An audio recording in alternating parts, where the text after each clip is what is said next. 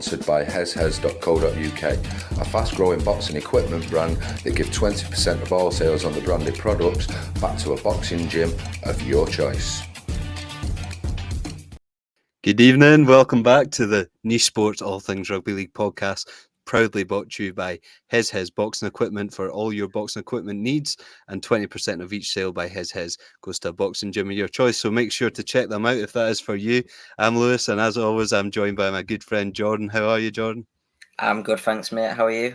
Yeah, good. Wee celebration off the bat. It was Jordan's birthday this week, so happy birthday, Jordan. Hope it's been a good one so far, and we'll properly celebrate in a couple of weeks at the Challenge Cup final. I look forward to it. It'll be good. So if anyone sees us there, make sure to buy Jordan a pint because he's now 18. Yeah, the more the merrier. That'll be none. Yeah. So lots to talk about today. Rugby League, as always, doesn't slow down. It never does. We've got a couple of new features and segments and things you might have seen over our social medias over the last couple of days, really. So we've got plenty to talk about. What else have we got going on today? The knockout blows back as always.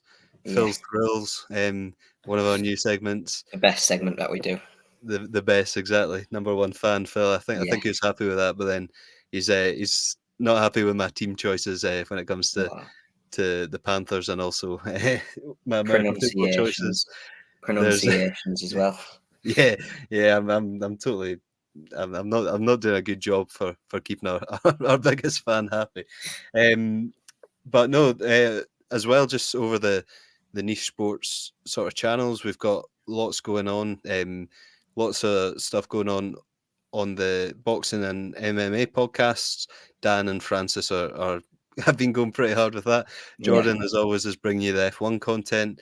Dave and Egg are bringing you the British basketball content. Myself and Egg are bringing you the F1 the American football content. So it's all goes here, and if any of that entices you at all, get involved.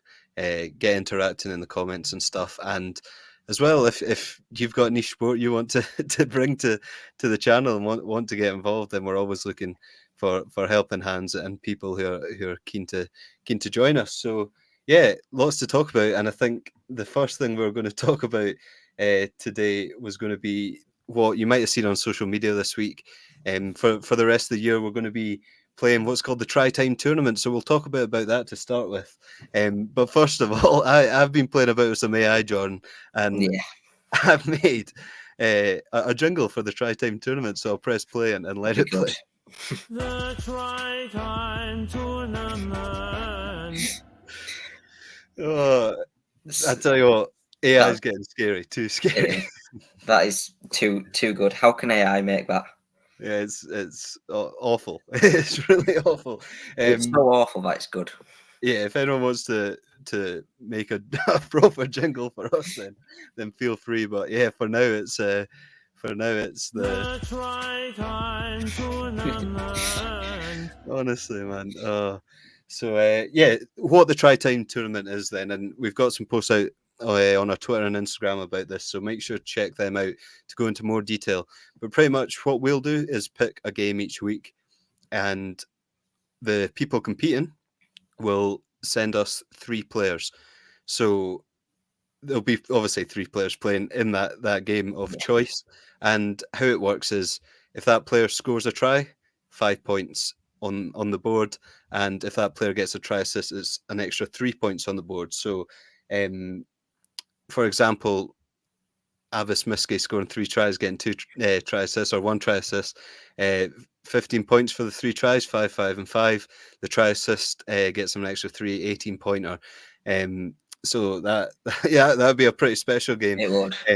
What we're going to do is track what I'm going to try to do is track the results. Obviously track the results each week. It'll all go into a big sort of league table. I think I counted we've got at least 11 weeks of this, so there should be some good competition. And what we'd like to do is or what we will do, there'll be some prizes for the winner. So maybe we're getting new Niche Sports t-shirts in from our sponsors at His Boxing. So maybe one of those up for grabs. Obviously bragging rights, because there's some names through the rugby league community. So you are competing with them. And hopefully this season, while we're starting more than midway through, we can drum up some interest and get a bigger league next season. So this week's game that we've chosen is Salford versus St Helens in the Super League. So that game actually isn't till Sunday. So although I originally said a deadline of yesterday to get involved, and some people have got involved today, that game's up until Sunday. So if you're hearing this and you want to get involved and you want to compete, DM Niche Sports on Twitter or Instagram, and we can get you involved before kickoff on Sunday, and then it's closed, and that's the league for the year. Obviously you're at a disadvantage if you were to join any later. So I'll get into this week's picks and who's competing so far this year. So exciting. There's quite a few big names, as you said. Yeah, we've got myself and you, Jordan, so the biggest names. Of course. We've got Dan, obviously the creator of Niche Sports, and he's sometimes on the All Things Rugby League podcast. Yes, we've got our number one fan, Phil. He's on here. Wouldn't be the same without him. Exactly. We will have hopefully a revolutionary rugby league. I'm just waiting on their submissions for this week. So hopefully they're in before Sunday, so that competition spot's locked in. The Forbidden Game, another active Twitter page for rugby league, is joining us. We've got a couple of special guests as well from another rugby league podcast. So we've got Bobby, and we have Andy from the Loose Forward podcast, which I'm sure many of you will know. So they're also competing. And like I said, up until Sunday, if you want to get involved and message us. It's nice and easy. So I'll go into this week's picks. A lot of similarities, and I feel like I'm a bit of an outlier. So first of all, I don't know if the boys from the Loose Forward podcast were collaborating at all, but they've both gone for Wellesby, Croft, and Lomax. Good choices. Pretty solid picks, yeah. And I think there's almost two different tactics to go about this. You could go 3 from one team, so that team's almost all the time bound to score. You're really widening your chances of getting some points on the board if you go try scores from the same team, or you can really even it out across the pitch, and go for people from different teams. And if you want to have that differential almost, and the pick that other people might have picked, then that can either go one of two ways. You might get people in there who'll get that 5 points that no one else will get, or you might have someone in there that is going to leave you trailing at the bottom of the league. So like I said, Loose Forward boys both going for Lomax, Croft, and Wellesby. We've then got another two exactly same 3 picks, and that's for the Forbidden Game, and Dan have both gone for Wellesby again, Conrad Hurrell, and Tommy Makinson. So I think Wellesby is a good choice. Yeah, he seems to be definitely quite a light pick this week, and who can blame anyone for going with Wellesby. Phil has gone for Wellesby and Hurrell as well, but he's chucked T. Ritson in there. Bold. And will T. Ritson play as well? Well, yeah, that's what I was going to say. We might have to think about the way we do this, and we'll learn as it goes on. But the team lists aren't out for Sunday's game yet. Yeah. I know in the NRL they come out, every team list comes out on the Tuesday. Obviously, it's different in the Super League. So either we choose an earlier game, because what we want to do is be able to talk about it on the podcast, which we filmed earlier in the week. So that's how we might have to do it going forward. Jordan, you've gone for Conrad Hurrell as well. Popular choice. You've gone for Lomax as well, again. And then you've gone for Tim Laffey. Yeah. Thinking behind that pick? Just one of those differential picks sort of thing. Yeah, just one of them I had a feeling about. Just had a feeling. But there we go. Well, let's see how good your hunch is. And then I've gone for 3 players no one else has picked, which I genuinely didn't mean. I put my picks in before I got any of the messages and stuff. So I wasn't just trying to get away from people. This obviously shows my Scottish bias as well. I went for James Bell, someone we I love was on this thinking of podcast. putting James Bell, to be fair. He scored a few this year, He's scored a few. Salford's a sort of game for him as well. Yeah, open game with slightly weaker defence potentially. I've gone for another Scottish pick in Ryan Brierley, but he He scores. as well. And my thinking there, when him and Croft are going, he gets a lot of try assists. Yeah, he's near unstoppable on his day as well. So He puts boot to ball quite well, and he supports through the line. And then I put Hopoate as well. So if he plays, I reckon that's another good choice. yeah, it's a if he plays, which again with the team list not being out is touch and go. But we'll wait and see. So as I've got it on my sort of table here, and we'll put out some graphics, each week. I'll get them sorted. But obviously everyone's not played a game yet, so 0, and no one's got points yet. What I'm also going to do though is each week do an MVP from that game or a top 3 list. So It's a good idea. What I'm thinking is the 3 names of who would have got the most points if you'd chosen those 3 players.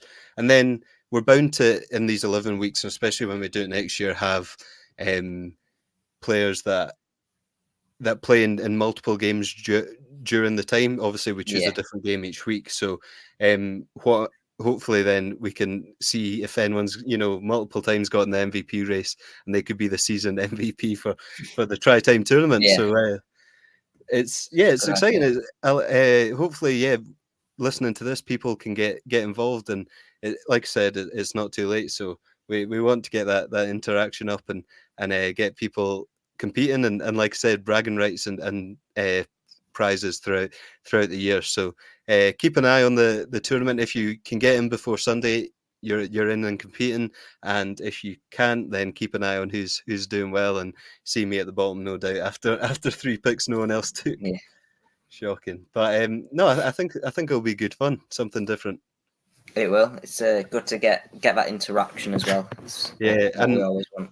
I wanted to be clear, I'm not trying to rip off what the Loose Forward podcast and Six Again do with their predictions league. We all enjoy listening to that and seeing who's flying there. So I know it's sort of along the same lines, but it's it's not a carbon copy. So let's go on with the Super League this week. Thursday night started us off, and I'll let you start us off because you were at that game. It was Huddersfield. It was Huddersfield versus Hull FC. Final score 19 points to 12 in favour of Huddersfield. Yeah, that was a really poor game from both sides. The quality was just not there at all. The first half was okay, with it being very equal. The game was sort of ebbing and flowing. Huddersfield had the better of it in the first 10 minutes, then Hull FC, and then Huddersfield regained control. And they never really looked like losing it, but there was just no quality there at any point. That second half was absolutely terrible. It was Chris McQueen breaking the line came from a Hull FC mistake, showing the errors, and not great. Hull FC damaging their playoff hopes very badly as well. But not a great game at all. No, I think I got in about 8:30 and put it on and caught a good bit of the second half, and would have been fine if I hadn't put it on. You know, it wasn't much entertainment. I did feel sorry for you travelling, but you actually did want to touch on. You went out your way that night and ranked the Super League fans, which got some people talking. Yeah, didn't go too well, did it? Was that off the back of disappointment and what you've seen from the Huddersfield fans? If you want to upset a few more people, or no, I did always plan to do it before, and I put a joke on my Twitter before saying I could have done this ages ago because Huddersfield have a quite poor fan base. But from where I was sat in the Hull FC end, I could not hear Huddersfield all night. But then a lot of Huddersfield fans said we comfortably outsang you. So I don't know whether it was just the low amount of numbers, the sound wasn't really projecting as well. But then again, that's down to the lower attendance in such a big stadium. So, but no, one thing they do as well at Huddersfield is chuck the fans behind the camera, put them in the other stand, or put the camera in the other stand, and it's on TV. Show that there's an atmosphere there. Yeah, make it look a bit better than it does. Exactly, but as many consider it the birthplace of rugby league. Yeah, Ironic, really. Yeah, I was going to touch on the McQueen try. That was I think 3-2 for him, or he'd scored in 3 games in a row or something along those lines. But Yeah. he's looking quite strong to end the season. A big win for Huddersfield, obviously. A few weeks ago, we were speaking about them going down.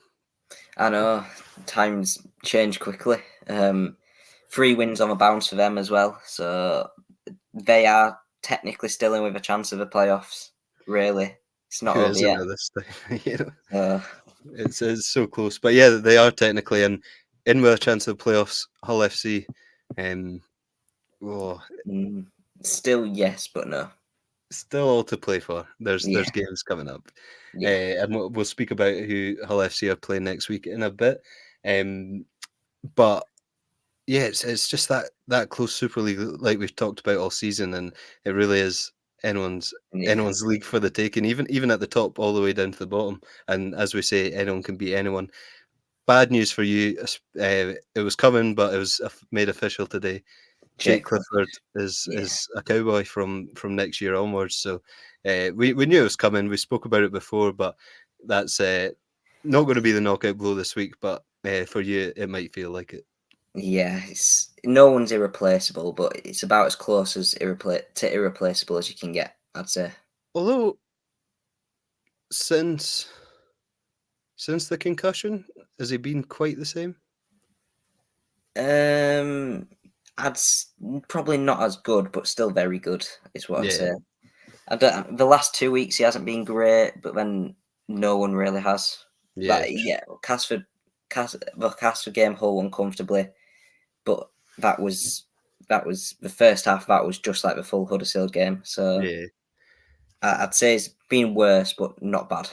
Either way, it's a huge loss, and Yeah. it'll be interesting to see what happens at North Queensland. See if he gets that 7 jersey from day one, or what happens. But Yeah. no, he's going back to where it all started. Back home. Exactly. The next game, I think, Friday night game, St Helens versus Leeds. St Helens won just 22 points to 18. So close game, and Leeds are definitely still in the hunt. St Helens sort of still working their way up there. Yeah. Not actually got the league up, but I'm sure they're third or fourth. Yeah, the fourth now. But yeah, I didn't see too much of this game at all, to be honest with you. But I did, but not really watching it. It was on in the background. But what I do find it interesting about that game is that was the biggest losing margin this year in that game. We've played 3 times. 3 times the last 2 times this year, it's been a winning drop goal. That's great. So, 4 points has been the biggest margin between 2 teams in a season. Yeah, it's pretty spectacular, isn't it? It's mental. It's mental. But yeah, it was quite an entertaining game. St Helens did deserve a win. But yeah, not really much to say on that.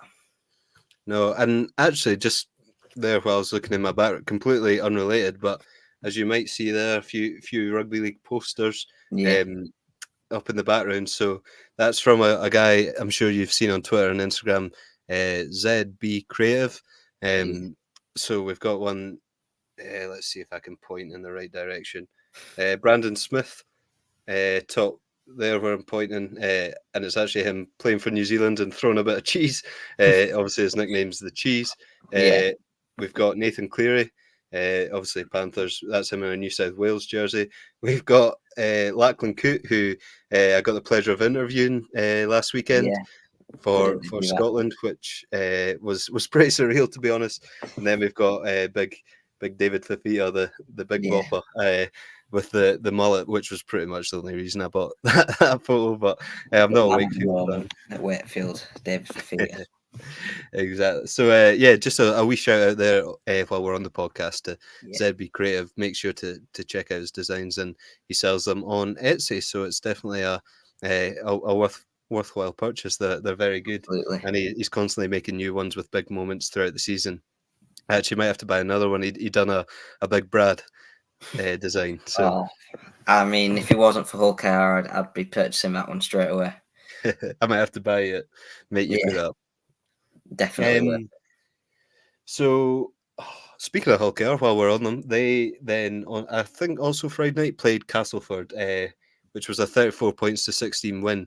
So Yeah. first of all, I was impressed that they backed up a hard, tough semi-final, Um, and what I've got down is job done. It was always but it is going to be the professional case. effort. Yeah. Exactly. And big crowd again, getting involved. Got a try assist in that one, so It did. never too far away from the action. Yeah, if Hull KR, which it will, I'd imagine, be a game in a couple of weeks for the Tri-Time tournament, for the Challenge Cup final. Big Brad might be a good pick, but Absolutely. is it panic stations for Castleford now? Like they are Yeah. every chance of absolutely. going down. I would say absolutely. It's not like they're even really close to winning at the moment. They're consistently at least 16 points away in a game. So it's definitely panic stations. Is it time for Andy Last to go?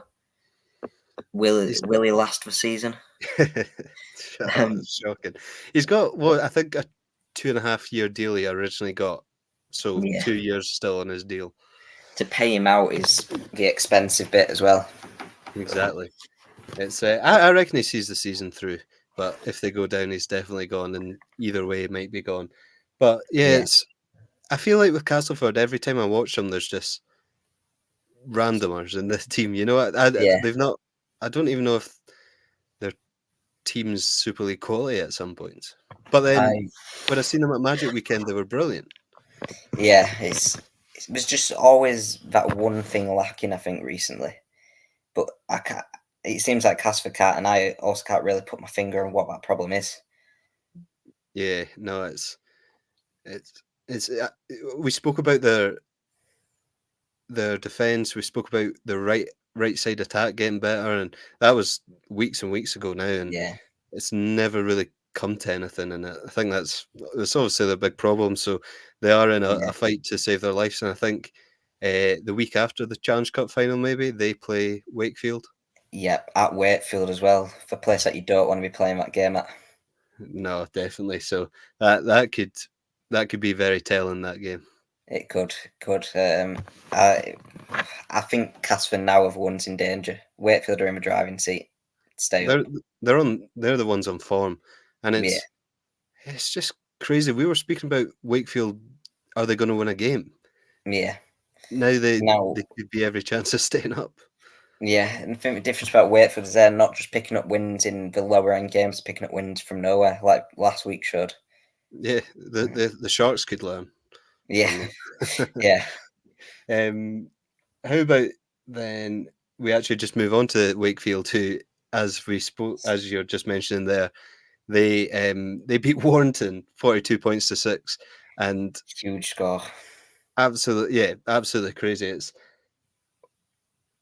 They now have a better record in the last, I think, 10, 11 games, maybe even more, than Warrington have since their 8-0 start. Yeah, it's crazy. Crazy to think how the tables have turned. But it looked like Wakefield with a team in 5th and Warrington with a team in 12th. Were you at that game? Yeah. Well, just what was that like? Because obviously it was at home as well. I don't know. I do know I was there, but it wasn't like Wakefield were brilliant and Warrington were terrible. It's everything Wakefield did come off, but we wasn't trying anything spectacular or anything. It was just the simple stuff, and Warrington couldn't really stop it. But when Warrington wanted to defend, the defense wasn't there really. It's just absolute night and day from what we've seen. Yeah, in the first, like I say, 8 games of the season, 8-0 run. You couldn't have predicted this. I don't know what's more unpredictable: Wakey winning games and the chance to stay up, or Warrington falling off so badly. I know the two things that you could put your finger on probably wouldn't happen this year, and both of them have. Is it all due to Fafita's return, do you think? It's both. I would say it's a big chunk of it's down to that. He just although I say that this weekend there was 16-0 up before David Fafita came on. So, even just probably the attitude he's brought to the team, though, you know what I mean? The positivity that it just carries with him, it's definitely a huge part to play in it. But for Warrington, obviously, it brings me on quite nicely to this week's knockout blow. Yeah. Oh, why is it not playing the knockout blow? Technical issues always. So Darryl Powell after the game, as a lot of people expected, got the sack. Yeah, like I say, it is expected with the run of form, and I think people sort of put a note on this game and said, if you lose, you're Yeah. out. I'd They say lost though, convincingly. it's as expected as it is unexpectedly, because like Warrington are not a sacking club. They haven't sacked a manager since 2009. Oh, right. 14 years since I've last sacked a coach. But is that how bad it's become for Warrington? Because I haven't gone forward. I've gone much further back since when he started. So Yeah, I think it's not all down to him. Definitely not. yeah, no, definitely not. There's deep-rooted issues at Warrington. Definitely. I think what's said quite a lot around the NRL, and I think it's the same here. When you don't hear about anything going on in like the background, when the admin's all good and Yeah, everything like that, a club does well on the pitch. Off the pitch really leads to on-field success, and yeah, much more than people give it credit for. And then once things start coming out, and you know, all the background stuff comes to the forefront, that's when the club can fall off, like Warren have. And it isn't just down to him. There's a whole coaching staff, background staff, and the players on the pitch not playing like they should be. Like you've got to have stability off it to to have stability on the pitch. Definitely during that time, like Cassiano's been dreadful. Yeah, it's discipline as well. Yeah, we spoke about it a couple of weeks ago, but it's been Yeah, awful, and things like that have just really let them slip. Cassiano, actually, that's a good point. First, when Warrington were losing 14-0, they made substitutions. That was very early in the game, about 15th minute. Brought Big Sam on. First thing he did was concede a penalty, and that set Warrington went on to score a try. Wakefield scored a try off that set. It really, it's just negatives building on negatives, and Yeah, hopefully, for their sake, they can all galvanize now. And you know that coach, it happens in football too. That sort of coach sacking gets yeah, players together, and they go on a run, or they do better than they were doing. And it sometimes just takes that complete restart where this is different now. And obviously, yeah, there's some consistence, like the players, and some of the players, like your George Williams and stuff like that, are such special players that no matter the play style of the team, they'll play well. So there's still going to be those consistencies, but it just needs a complete revamp. And yeah. It's it's like hard to do that at this point in the season. It's back to step one effectively now. But yeah, a new coach will struggle to come in, put in their methods now at this late stage. Do we know who that's going to be yet? Any rumours? Justin Holbrook. I've rumoured. heard that rumour. Obviously, he got sacked from the Titans in the Yeah, last few weeks. it's the only thing I've seen. But Justin Holbrook's been linked with every club and their dog over the last few days. So yeah, Tony Smith's been linked to go back, but there's no chance of that happening. Nah, I don't see that. We'll wait and see in due course with Warrington, but hopefully they can get their season back on track, because it was looking so good and so promising. Speaking of clubs getting their season back on track, though, Wigan, massive result. Obviously, Lee couldn't do what Hull KR done and back up, but 44 points to 18 in the end. That's a demolition. Yeah, an absolute smashing. I think it's disappointing from Lee. I did say in the podcast last week that I thought Lee had been distracted. You did. I was right, but I didn't think anywhere near that distracted. They looked completely different to what they've looked all season. Completely dejected. Not as the effort seemed down. The effort seemed very far down. So I don't know. But Abbas Miski with his hat trick was an incredible hat trick. Two of them instep tries. It's just Lee were forcing it, I think, is the problem. We're forcing it, and they've done so well of playing off the cuff rugby all year, but they just tried too much against Wigan. It just got away from them, especially either side at half time, didn't it? It was 4 tries, and 11 minutes if you don't include the halftime break. I think Yeah. it was something like that. But yeah, just really got away from them. But Wigan, are you ready for one of my brilliant, bold prediction I am. shouts? Yeah. I reckon Wigan push now, like really push. I know I say that. What, they're in third, are they? Second, they overtook Lee with that win. So they're in second. I know this is Yeah. like they are already up there, but I reckon they have as good a chance as anyone to win the whole thing. I agree. It's bold, but I do agree with you, actually. Catalan have looked a little bit shaky. Well, obviously not this week. But the weeks before this week, they seem to be a bit more on track now. But they lost to Huddersfield. Not a great performance against Hull FC. They haven't looked as good as they have at other parts of the season. So I think we're going to have a chance now. Yeah, no, definitely. That requires them to be consistent as well and not get put to sword by Big Brad again. Yeah. No, I genuinely think they could go all the way. And just like you said, Abbas Miske, you know, I know there's still the problem with Field and French and where do you play them and do you chuck French on a wing, but then do you drop Miske or whatnot? It's a big roller coaster. It's a nice problem to have, but it's still a problem to have. I think the way they're doing it now is perfect, to be fair. It's worked. The link up is brilliant. And each player's getting involved is exactly how you'd want them to. Yeah, no, it seems to be working. And Bevan French has been quiet compared to the start of the season or the time when they went on that good run, but even then he's still scoring sort of week in, week out, you know. He's silently going about his business. Exactly how you'd want him to. He could be a great pick in the Tri-Time tournament if Wigan are involved. So keep your eyes out. But speaking of Catalans, 42 points to 0 against Salford. We note from this one, just before we talk about the actual game, Ryan Browley actually captained Salford for the first time.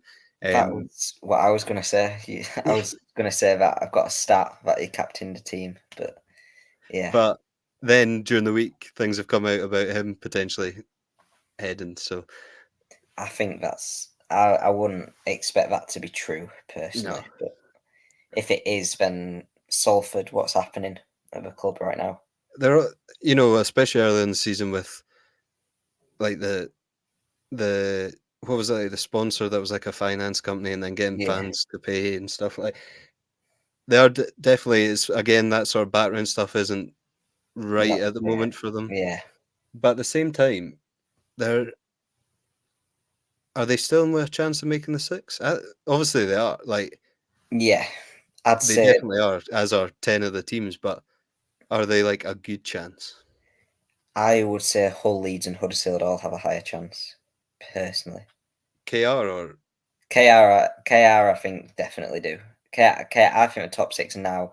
Now Power's been set. I think the top six is the way it is, and that'll be how it finishes. So, Catalans, Wigan, Lee, Saints. Maybe not the right order. No, but Catalans, Wigan, Lee, Saints, Warrington, KR, and Warrington. Yeah. Bold. Yeah. I'm excited for the last sort of Few weeks. 7 games or if that 6 games. 6, I think it is now. Yeah. But no, Catalan's just looking strong at home. Obviously, they're always strong at home. What they've done well is play away and just all come together and their whole squad really stepping up. I've said, Arthur Morg, I'm a big fan of. Yeah, he's been good. One of the best young talents in the league. He came out a few weeks ago that apparently he was on the books of Hull FC, but Hull FC turned him down when he was 18. So it's a huge mistake. If true. You must be punching yourself if that's true. Yeah. But we will go on to next week's games. And John, we sort of predict the games each week. And I think then we speak about it next week and I can't remember what we've said. So I'm actually going to make a note of what we say and come back to this next week so that we can actually see if either of us are any good at this. Yeah. So the first fixture of the week, and it's, I believe, is it 3 Friday night games, 3 Sunday games or something this week? It is, yeah. Just to really change it up. Weird. Yeah, but still persisting on more Friday games than we need. Oh, honestly. Just more televised games would be good. Yeah. Thursday, Friday, Saturday, Sunday, one each day. Perfect. Yeah. But, yeah. So we've got yeah, Castleford versus Huddersfield. It's got to be the Huddersfield. away team, I think. I'm going to Yeah. say, without much reason, I don't think we have to give much reason here because we spoke about each team in Yeah. depth when going over the results. So I'm going to say Huddersfield. How many? By 17. I'm gonna say Huddersfield by 22. Oh. But yeah, it could get even worse for Castleford in the Yeah. the next few days. Could get Warrington, very ugly. yeah, exactly. Warrington, Catalans. Now, this could be a big game for both teams. Could Well, it be. is a big game for both teams, but Yeah. it could be a shock game for Catalans, and they're traveling. And like I mean, said, Warrington could get that no coach sort of let's all band together here. But I'm going to go Catalans golden point. oh, I'm gonna say Catalan by 10. I think the problems at Warrington will just persist a little bit this week. They'll be better, but not quite good enough. So you're going Catalans by 10. I'm going Catalans by 1. Yeah. Wigan, Hull KR. Like I said, I think Wigan really push from now. I'm going to Have you go Wigan. Have you seen the whole KR team list? I actually did want to speak about this. I've got Yeah. KR team selection written down here. I don't Have you know seen the about numbers next to the names? It is 46. brilliant. It's like That's mental. the lowest one's like 22 or something. Yeah, it's mental. Fair play to them. You know, they've not been in a final, Yeah. or they've not won a trophy in so long, and this is as big a chance as any to do it. And we'll be in the Hull KR end. Yeah. So Yeah. don't seem too excited, but No, whole KR fans are good. I'm excited for it, to be fair. But surely Wigan still put out their best team. I've not actually seen their team their selection. fans have put out their full team. I'm going Wigan 42. Wigan 26. KR still has some good youngsters. Connor Fishwick, for example, or Zach And it's- Fishwick, something like. And a senior still in there, I'm sure. Or is it Lewis? No, Senior? in senior was played for Wales, scored 4 tries against No, Warrington. is it Lewis Senior? Yes. Lewis I think- Senior. Yeah, He's still in there. yeah. One of them. Oh, speaking of seniors and Wakefield, did Versatility not play last week? He didn't. I couldn't get to So his playing versatile name. he is. Doesn't need to play. I know, but versatile on and off a pitch. Perfect. I was looking out for the tweet and it never came. Disappointing. Anyways, our Tri-Time tournament game of the week is Salford versus St Helens. It says I reckon it's closer than we might think. I'm going upset. I'm going Salford by 2. Oh, I'm going Saints by 18. I think completely different to you on that one. I don't know. It's a weird league. It's a weird league. It's got potential to go either way, really. Yeah. Leeds versus Lee. Leeds are at home, but the two teams that I keep mixing up, Leeds versus Lee. Lee surely do the same as Hull KR and just rest everyone. I think they will. It would be silly not to, really. Yeah. I'm going to go Leeds by 38. I'm going Leeds by 14. Oh, Not as confident, but I think the way Lee, looking at their squad and as what is on Wikipedia, it's not. They don't really have a potential to rest too many. So right. I'm going Leeds by 14. The Wikipedia bandit strikes again. But Yeah. our last game in the Super League this round 21, I believe. It's the Jordan Lund derby. Yeah, my Hull team FC on my versus employers. Wakefield. Exactly. Who are you backing? Who are you going to keep happy? Wakefield is who I think will win it. Not just a little bit either, quite comfortably. I'm gonna go Wakefield by 14. Wakefield 14. I'm going to say Wakefield as well, but I'm going to say by 4. That'd be much better. You still want the win though, don't you? Yeah, win. Well, he'll need the win. Playoffs Exactly. is, if I want any chance of it, we really need the win. Definitely. So yeah, the Super League in the books. We'll look back next week and see if any of us are either good at predicting, which we're Yeah. not. We So already know that. we chose quite a few similar there, and I just know that they're not gonna Yeah, they're not gonna work out. We should have gone we're against both you. going to be quite wrong. But on to, as always, the championship. An interesting week in the championship. Yeah, Some big scores, some close games, and some upsets. So starts off, we had Sheffield versus Halifax. yeah, Obviously, Halifax couldn't back up either after their, was it the 1895 Cup final? And they lost 32 points to 30. So it's not like they got blown out or anything, but a close game. I've not seen the highlights, but I don't think Walmsley was on the score sheet, unfortunately. he wasn't. But I've seen the winning try for Sheffield and Halifax. It's poor for them. They go for a short kick-off, knock it on. Ben Jones Bishop scoops up and runs a length to score. That's Why a would- winning try. So they were up and they went for a short kickoff. They were up 26-24. Why would you do that? I don't know. No. Anyway, yeah, like I said, I've not seen too much, but yeah, what a nightmare for them, Yeah. especially if that's the way to lose it. And their 1895 Cup of opponents couldn't back up either, as Featherstone beat Batley Bulldogs 28 points to 8. So not a thumping, especially with the Yeah. way Featherstone have been going this year. But they're almost nailed on for Super League next year, aren't they?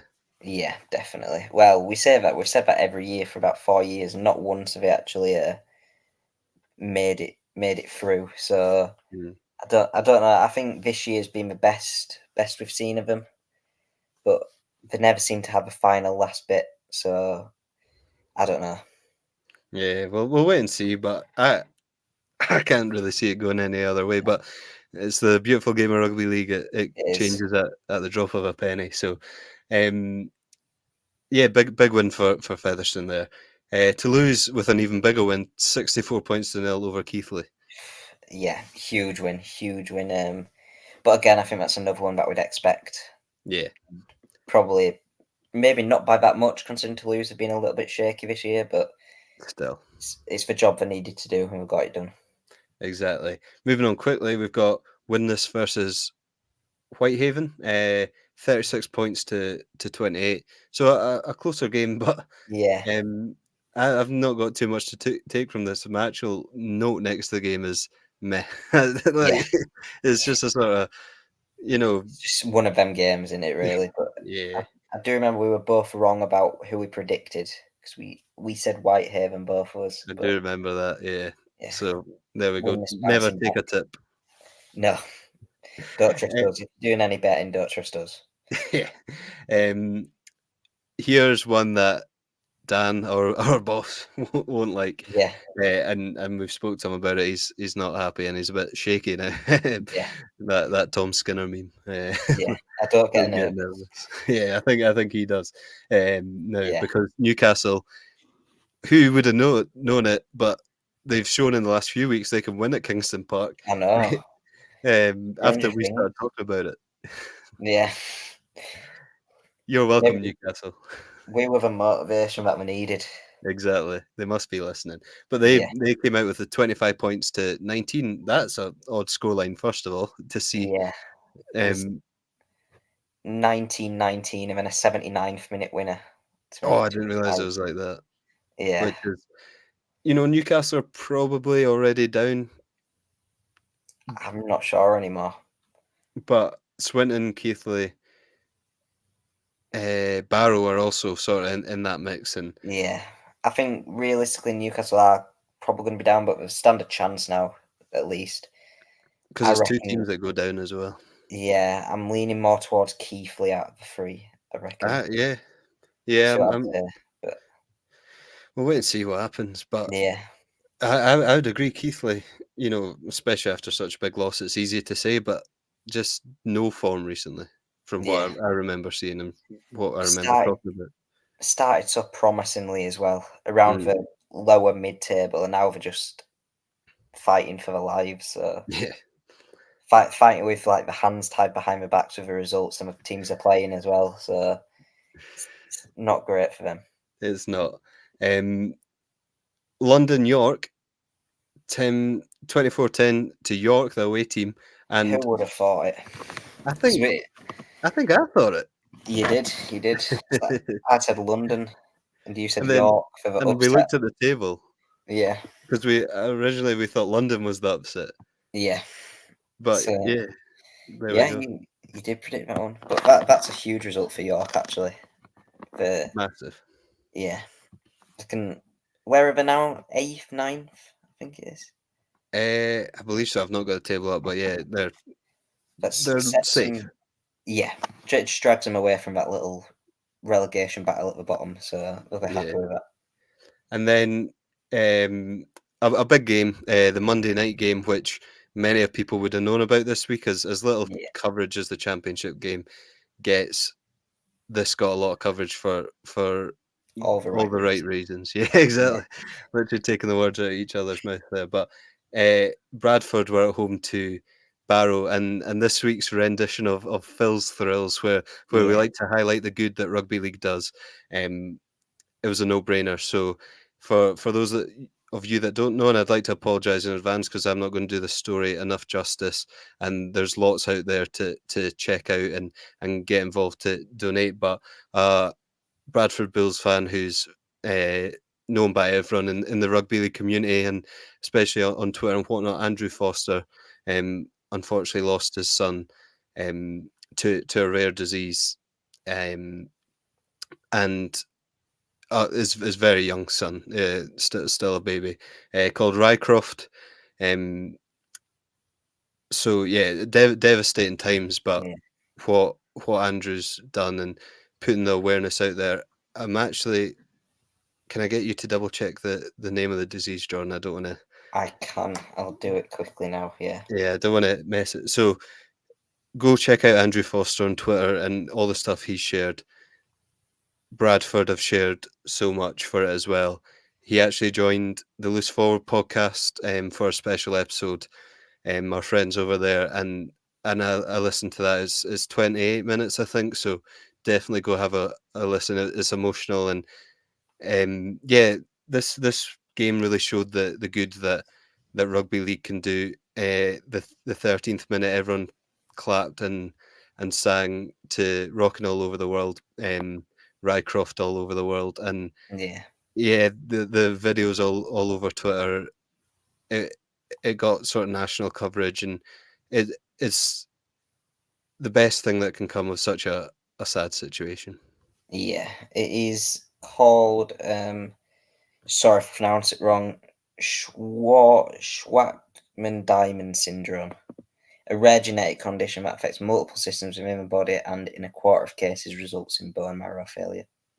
It's an incredibly rare disease, and I think definitely go listen to that episode with the Loose Forward podcast where Andrew goes into a bit more depth. But Rycroft unfortunately got the disease quite young, and that led to complications, which unfortunately led to the passing of Rycroft. But Andrew's doing such good work and putting on such a brave front to turn this into a chance to raise awareness, raise money.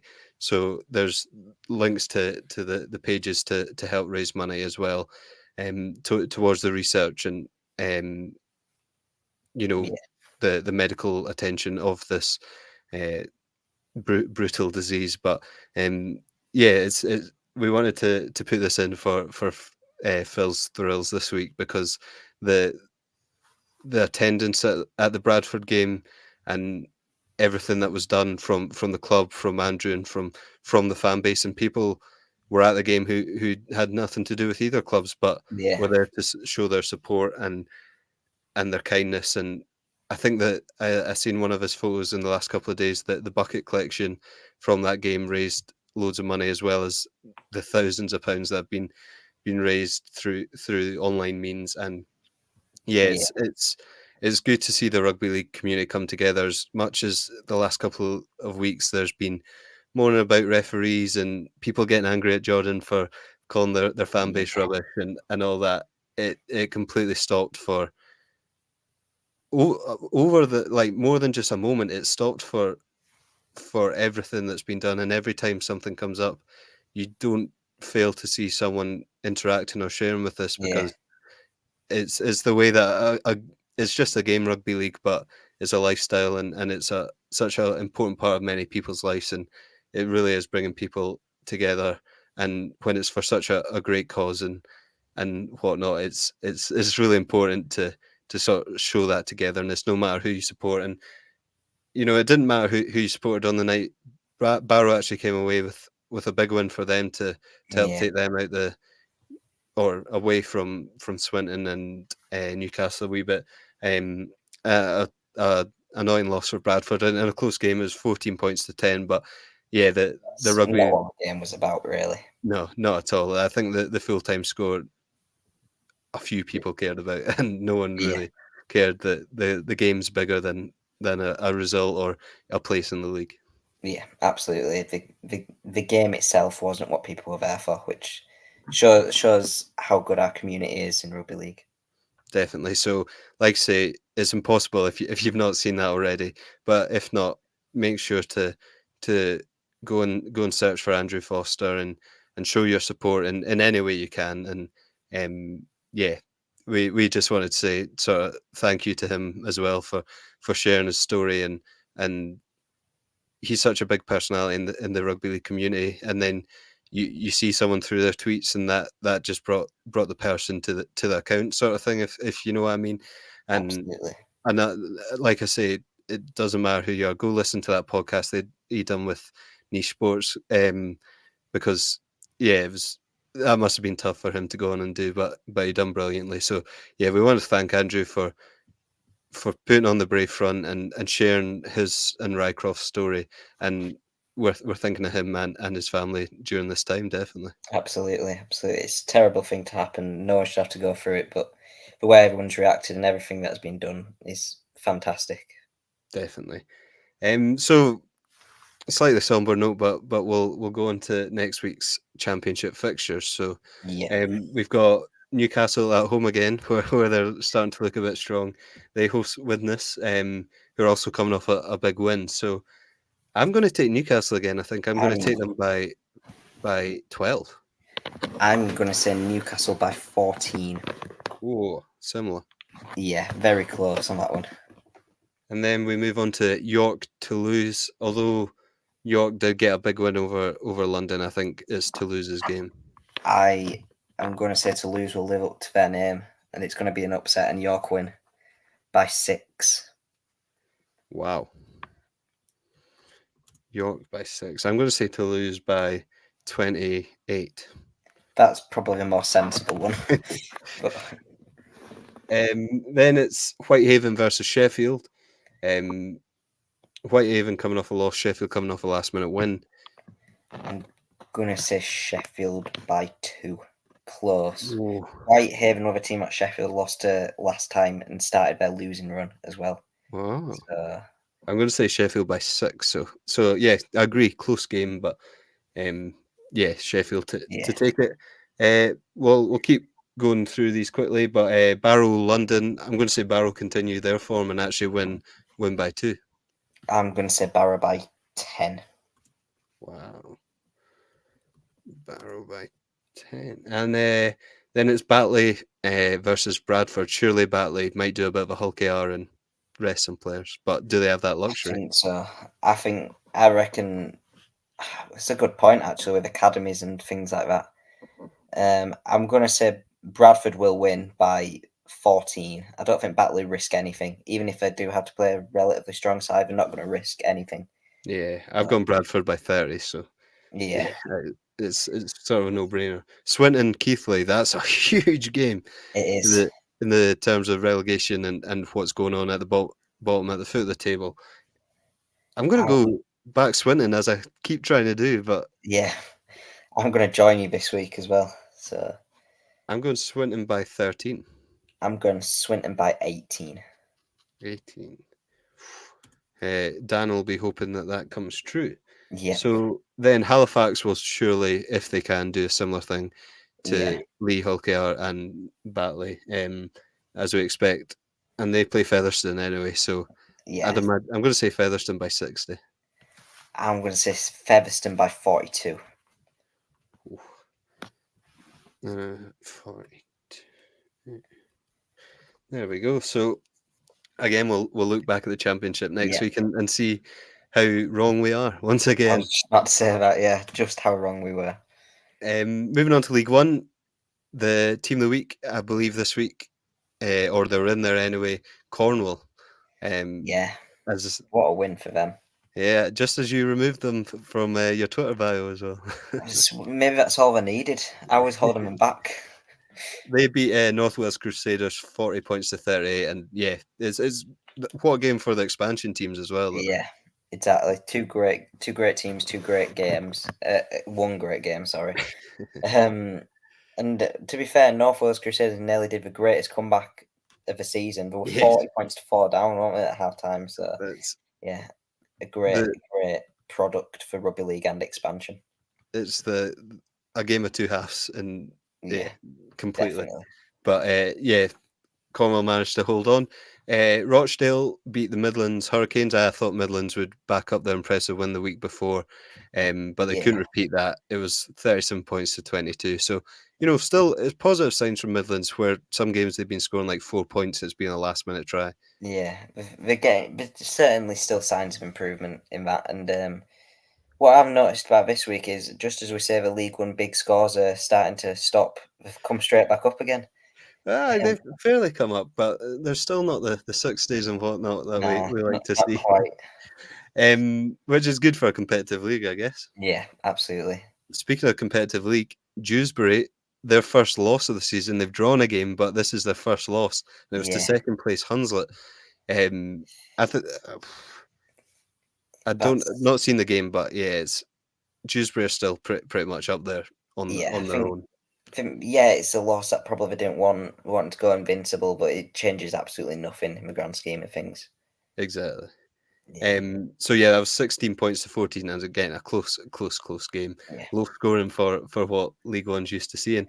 Yeah. And then Workington lost at home to Doncaster 22-19. So another strange old scoreline. But yeah, but I think it's exactly as I said. Doncaster would bounce back and it'd be close, but it's the job they needed to do. Especially with the table being quite close in League One at the top. So especially with Hunslet winning as well. Yeah. So even more crucial that they got that win over the line. Definitely. Next week's fixtures, there's 5 instead of 4, like there was this week. So, London, what are they called? London Scholars. They host Midlands Hurricanes. London are bottom of the table. Midlands could really make a statement here. I think I'm going to say Midlands by 32. I'm going to say Midlands by 28. Oh, so we're thinking on the same lines here, John. Yeah, we are. Great minds think alike, as I say. Mustn't be us.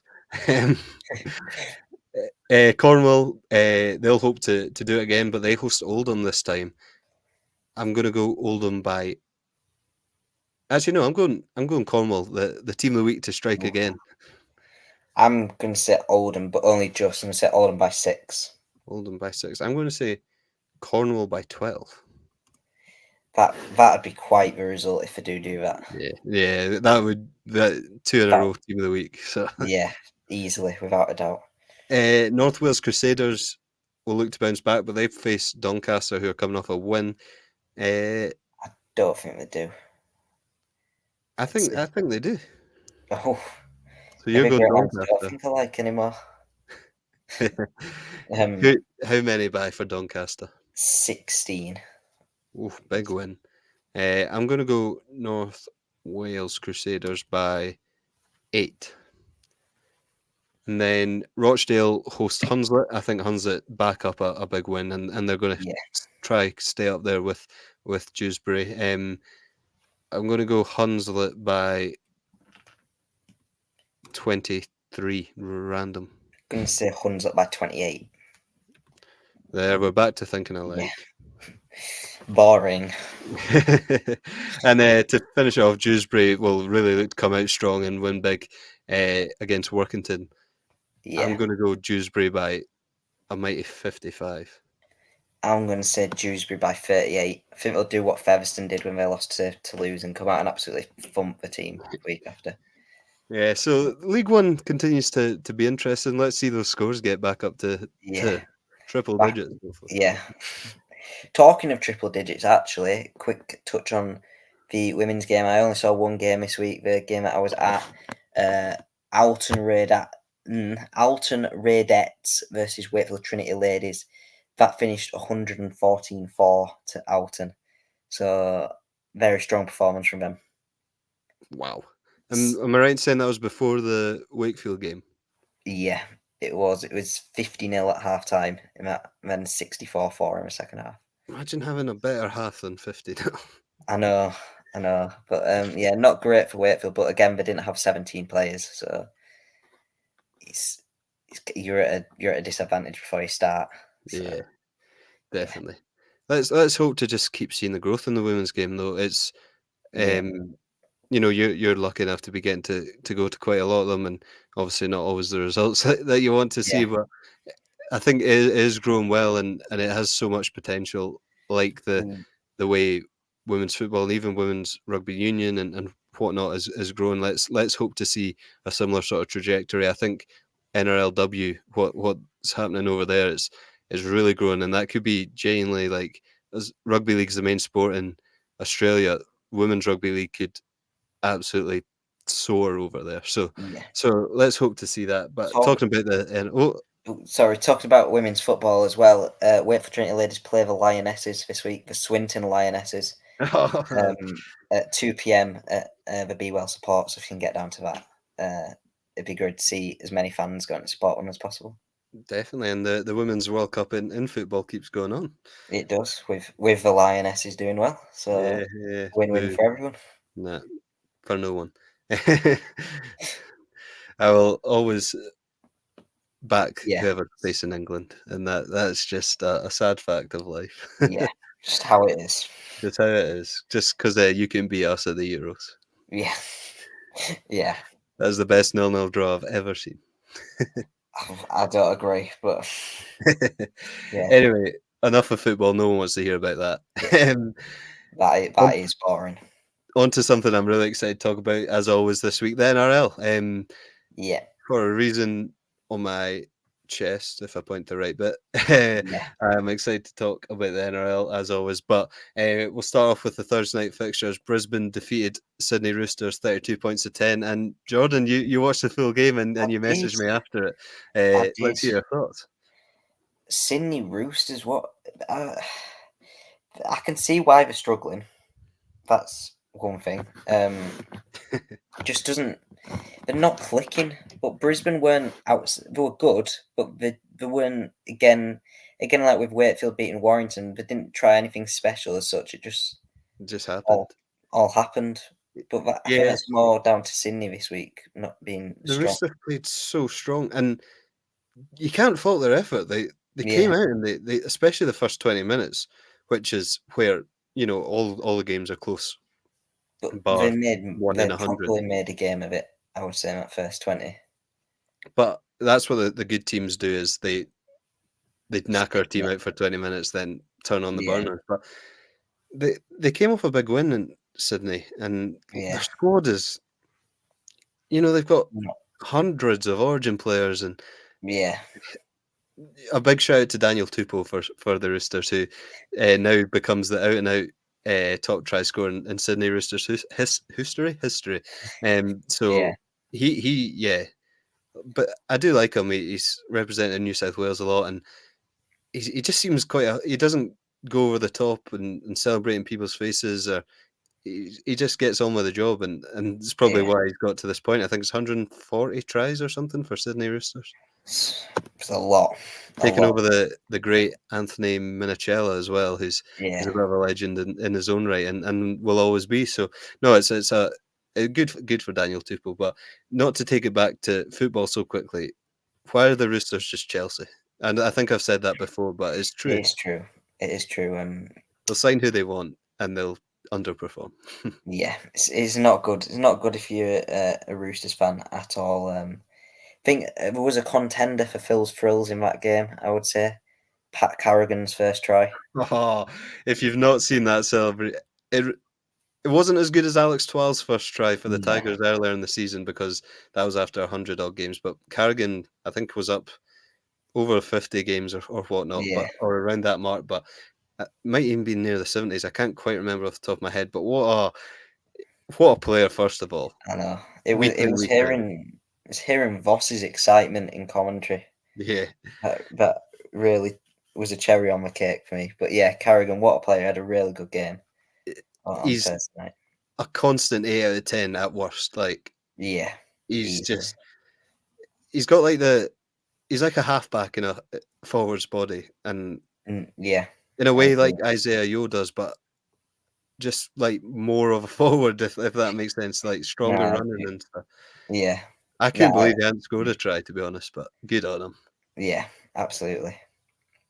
Moving on to the Friday games, we had West Tigers, South Sydney, so that was 32 points to 18 in favour of South Sydney. There's another game that I watched a full game of. Ah, now And I don't know if you'll agree with me here. yeah, I think South Sydney will almost feel worse coming out of that game than the Tigers did. yeah, I agree. I do For agree. the quality of South Sydney and the run they were on earlier in the year, they could have won by a lot more, made less mistakes and whatnot. It was good to see Latrell back, don't get me wrong, and they Yeah. got the win. But also the West having only won 3 games and where they are in the table and whatnot, Yeah, it was their best performance in a while. especially though considering Souths were 20.6 up at one point and nearly were behind. Jeremiah Buller again having a very strong showing for West. I'd say, but yeah, no, I do agree. South should have won that by a lot more, and I won't take much happiness from that one. Yeah. So South still, they're bound to make the 8, but lots to improve on if they have a chance of making it, far Further. in the finals. Yeah, no, I did see your Twitter bio this week, Jordan. Like I said, you've taken Cornwall out of there. You've added that you're a South Sydney fan. I didn't add that. That's always been there. That's always been there. Ah, Yeah, South Sydney have always been my NRL team ah, since the beginning. nah, don't know what I know. We had the wee South Sydney fan club, but that's just because we had to talk about them because they're so good. But I was just loving that was the team that we were a fan club for. no, not for long. Not for long. No. That is well and truly disbanded. I can promise you that. I agree. If you want to join Jordan on his fan club, then feel starting free. it back up again. Then on Friday as well, a team that's really coming into some form. Melbourne beat Parramatta 46 points to 16, and yeah, just Parramatta have their problems with players out suspended and whatnot. We know about that. We've spoken about that, but Melbourne just are really hitting form at good time. Absolutely. And they shouldn't be shocked because it's the Melbourne Storm, but they lost the Bromwiches and Kafusi to the Dolphins and are going through almost like a rebrand of themselves, and they're still so strong. It really impressed me. Yeah, no, I agree, and probably a bigger shock than them winning. I watched this game as well. Whoa. Third game. But yeah, Parramatta. Am I right in saying they scored first, didn't they? I think was it. Oh no, I didn't. No, No, I I think didn't. Melbourne scored first, but Yeah. Parramatta were pretty much there for a good chunk of that first half at least. Yeah, it's just the way it slipped away from him. That didn't seem very Parramatta-like. They're going to benefit from Dylan Brown being back this week. Yeah, Um, seemed to lack that sort of like direction in the final. he's a game breaker. Attack. Yeah, But I did want to point out Harry Grant for one. Just we know how good he is, but that was one of his best performances.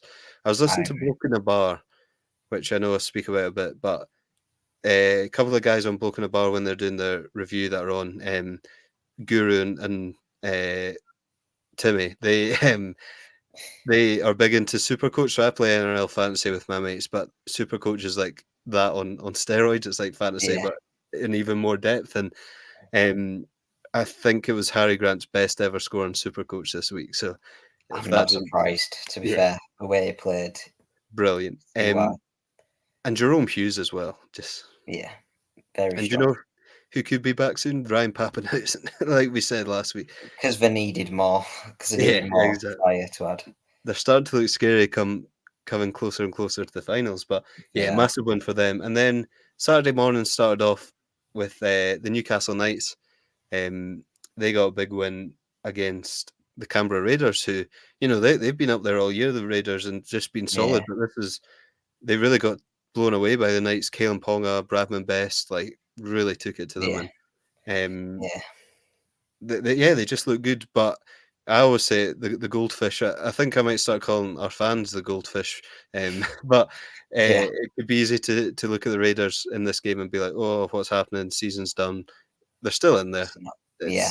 it's a blip, and the Knights have been strong all year and been in close games with the biggest teams. So Yeah. I think not the to worry. thing now for Canberra is that they're not silently going about their business anymore. It's coming more into the main light. So it's perhaps more in the spotlight, but I think their season's still very much alive. They're going strong. Definitely. And then Manly beat St George, which we predicted, but Jason Saab on the wing and Kula, I don't know how you pronounce it. Sorry, Phil. In the centre, that is electric. And Ruben Garrick, he doesn't look like he's deceptively fast. Ruben Garrick as well, and brings a lot to them at fullback when they've not got Tom Trbojevic. I think Jake Trbojevic, since he's come back, Manly have just got back into gear, and DC's playing well and whatnot. They could make a push for the 8. I mean, with some of the teams in that 8 this year, I don't know. I think we definitely can. As you said, Trbojevic, he's one of them players that can just turn it around, like Wakefield with Fafita. Yeah. And especially with DC playing so well. Is he broken a record recently? I'm not sure if it was a record, but it was game 350 for DC this weekend.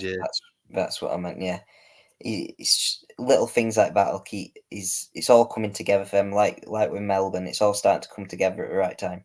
Yeah, definitely. But is it too late for them in this case?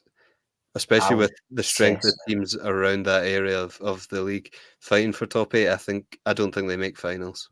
I agree, but it is tight, so whatever. But I mean, I do agree with you. But with it being that tight, anything could still happen.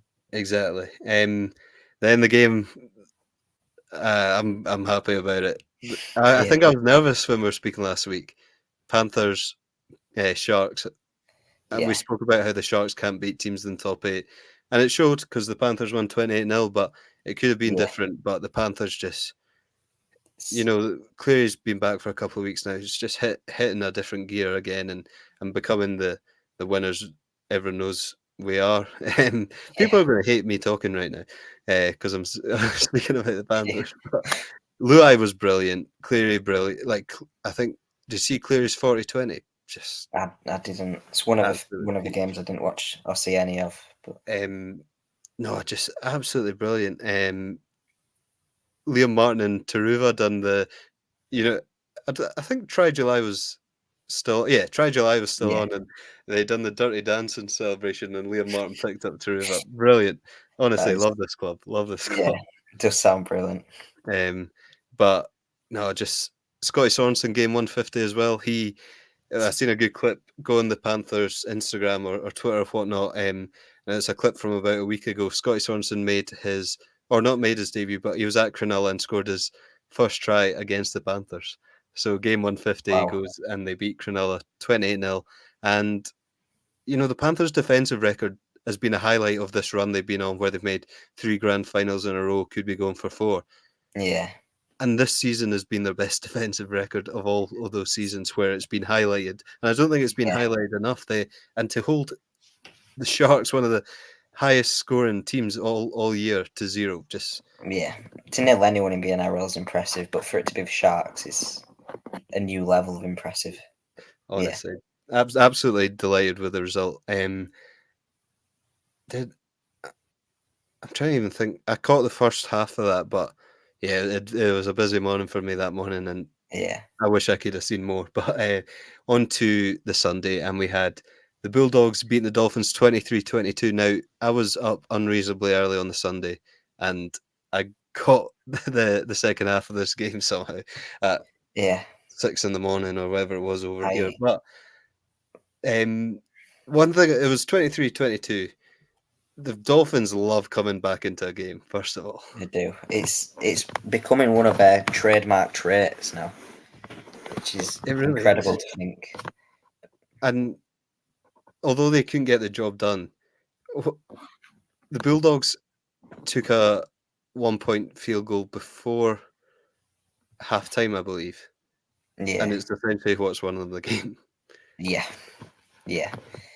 I think I It's never predicted too early for a drop goal, is what that it's not. shows. It's really not. That's if it's on, it's on. And Yeah. maybe we should see 1-pointers being taken a lot more. It's very tactical, and this year seem to be more tactical players, especially in Super League. So Going why back not? to Panthers, actually, Nathan Cleary on the halftime buzzer almost hit a halfway line field goal. That is far. It went under the bar, but it went under the black dot. Like you couldn't have got more accurate. It was Yeah. ridiculous. It's a quality player. It's what.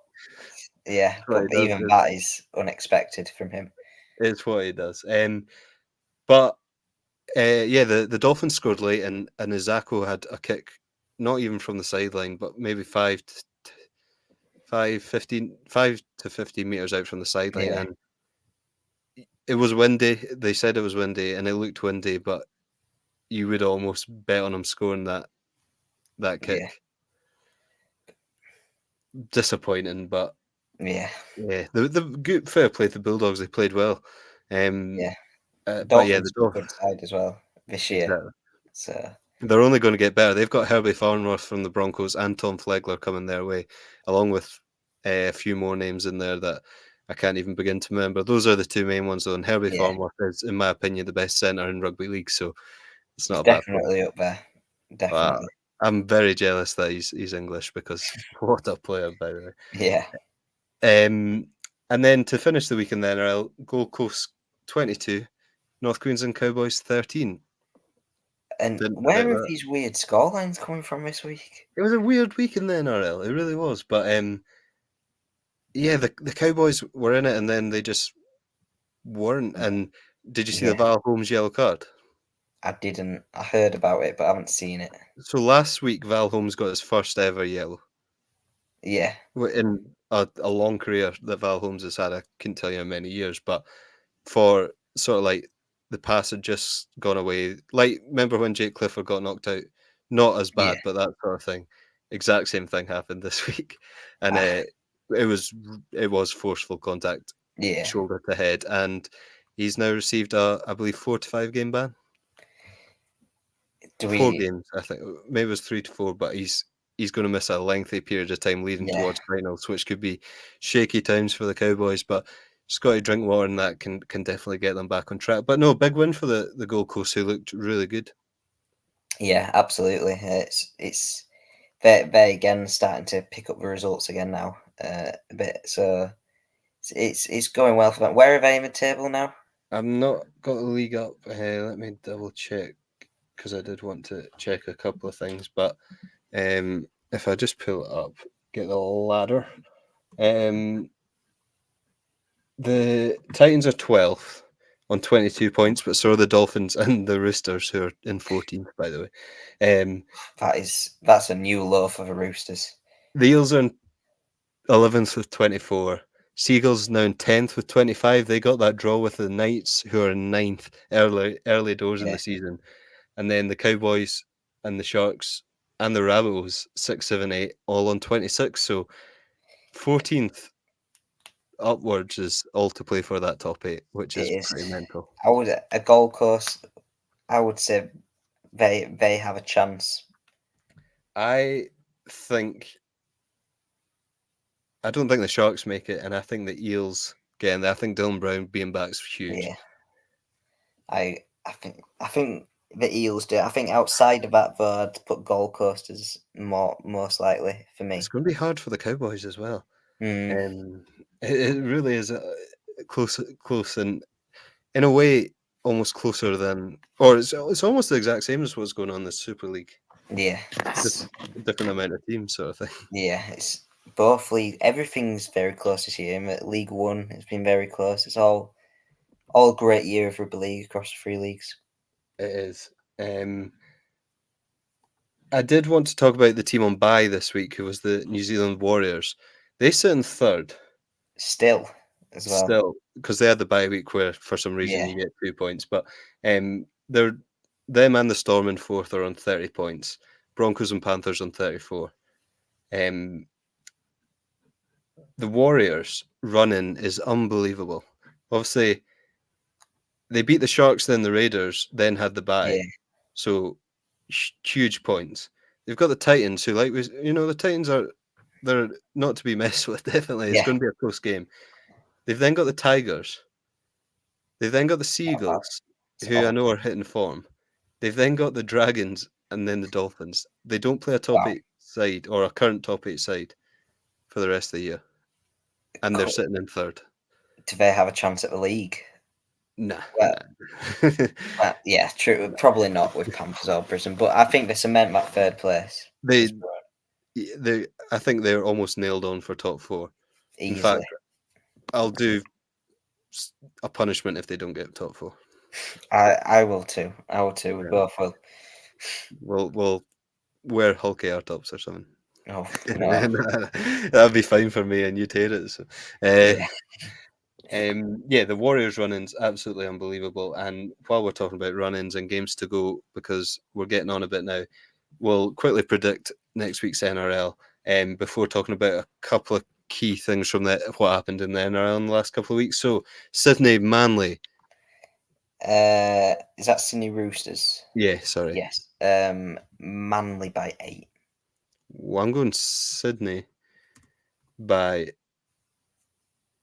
1 golden point. Ooh, close. Gold Coast Warriors, who obviously we just spoke about the Warriors. It can be hard coming off a bye week, but It's Warriors by 10. I think they've got it. I'm going to go Warriors by 6. So we're thinking sort of the same. Yeah. Penrith, Melbourne. Oh, I'm nervous again, Jordan. I know it's easy to I'm nervous, but we are the Panthers and we're going. But Melbourne, not to be messed with. I am going to back you. Panthers by 4. Panthers by 4. But I definitely think there's reason to be nervous for that one. Yeah, I'm going Panthers by 6 just because we somehow always pull off. But yeah, honestly, I'm not. I know it's so. It must just look like I'm just trying to be like, we're just like all other teams. But genuinely, Melbourne is just a different challenge to any other team in the league. It always has been in NRL as well. It's just known. That's like that. Yeah. Can North Queensland without Valentine Holmes come back and get a result? But they're against Brisbane this week. Oh, it's the Queensland derby, so you're always going to be up for it. But I don't know. Still, I'm going to say Brisbane by 12. I'm going to go the exact same. No, that's boring. Brisbane by 16. Just to be different. I don't know if I believe that, though. I'd say that's a bit more than I'd expect, but yeah, but go either way. I'm going North Queensland by 2. Oh, that is different. Dolphins, Newcastle. That could be a really good game. I think the Dolphins will do it and pick up a win that'll be good for their confidence. I'm going Dolphins by 8. I'm going to say Dolphins by 2. I agree, but very close. Newcastle have been so good though. It's hard to say this, but I just feel like it's one of those games the Dolphins will be like, "Oh, remember us?" Yeah, we're still here. Yeah. I don't think they're in with a chance of the 8, but they're still there. They're still kicking a bit. It'll still be very impressive first season for them as well. 100%. South Sydney versus the Sharks. Can the Sharks finally beat a top 8 team? Can South Sydney kick back on? Latrell's back. I'm going to say South Sydney by 4. Ooh, I'm going to say South Sydney by 24. Ooh. I think, honestly, I don't think the Sharks make the 8. I don't think they make it, but I think South still are back to the best. So, Parramatta, like I said, need a big win, need to push for that 8 now. Yeah. Dylan Brown's back, and they almost couldn't ask for a better game. There's no easy games in the NRL, but they've got the Dragons, who's Yeah. one of the teams you'd want when you're in this sort of form. Say Parramatta by 30. Oh, I'm going to say a lot closer. I'm going Parramatta by 10. Oh, that is The a lot Dragons, closer. although they've lost a lot of games, they've been in a lot of games, so Yeah. it's hard to tell. And then we finish off. Canberra will look to bounce back and sort of just cement their place in that top 8. And they've got the Tigers, who, like I say, coming off the best Yeah. performance of maybe the last 4 or 5 weeks for them. It's chance to bounce back. Yeah. I'm going to say Canberra by 6. Canberra 6. I'm going West Tigers by 8. Be a close one, that, I think. Yeah. But yeah. So we've got our predictions again locked in, and we'll Yeah. look back at these next week when we're talking about what happened in the NRL. But what Yeah. happened in the NRL this week, other than the games, was, I'm sure you would have seen if you turned on the telly when there's an NRL game on, as hard as they are to access over here sometimes. The players covered the NRL logo on their Yeah. badge with tape. Pretty much every single player. I think I've seen one player with it out, and I think the tape had just fallen off. But Yeah. I don't know too much, so this isn't going to be expert analysis or anything. But there's a dispute with the NRL and the Players Association. You might have known that around Origin 3 period, there was a bit of a media blackout from the players. They weren't going to speak to certain media after the game and stuff. And it's all about pay, as you know. Yeah. There's teacher strikes and everything going on. It's the Keep same the sort of work going thing, around. and it's around the COVID payments and stuff as well. I can't quite remember, and the sacrifices that they made to keep playing during COVID and whatnot. Yeah. So it is all around that. Like I say, I'm not going to go into any further detail because I can't explain it well enough. But yeah, definitely have a look up of what's going on there, and hopefully something's resolved. And you want to see the players giving their best for the organisation as a Yeah. whole, as the NRL, and you want to see the NRL flying as it should be. So yeah, hopefully that gets resolved, not disputed anymore. Yeah. And another thing that could have been Phil's thrills this week, it was actually in the Panthers game, but it wasn't a Panther. Cam McInnes, some places say 81, some places say 84, but either way, broke an NRL single game tackle record. Yeah, he did. That's very, very impressive for NRL. Is it almost unbeatable, that I would say? It is, but Jordan, I'm actually shout out to Bobby, who's competing in the Try Time tournament and on I the do Loose have Power a stat podcast. for someone who's outdone it, if that's what you're going to say. That's Bobby said on this week's pod, which I listened to on my way into work today. But Danny Houghton Danny Houghton, I think was it 87 or something, against Warrington in 2020. Yeah, which is just unbelievable. But yeah, yeah, take nothing away from Cam McInnes. Like, not only were they like dead and buried, he just kept going. That just shows character. yeah. It does. It does. It's exactly what you need in your team. That constant effort levels that you can't doubt. So yeah, Definitely. And while we're on the NRL, something I just remembered just now, you messaged me during the week, what's Connor Watson like as a player? There was rumours of him going to LFC, but it's now looking like, it's time for Canterbury. yes. And there was, Hmm. I want to say maybe the Titans or somewhere also. Oh no, the Tigers maybe also in with a shout of him, but yeah, it's signed for Canterbury. Sad for You our were whole getting a bit fan. excited. Yeah, but you can't blame him. He's quite young and he's clearly got the quality for NRL, so it'd be a bit silly to come to Hull. I've seen a few interviews with him as well. Like I've mentioned before in here, Fletch and Hindy, who do all the Yeah. NRL stuff. He's been on with them a couple of times, and he just seems like a good guy as well. Played a bit of sort of coming off the bench in hooker for the Roosters, but I feel like when he was at the Knights, he was more of a either edge or a centre. So I think he's quite a versatile player. Yeah, it's exactly what you need in the modern game, really.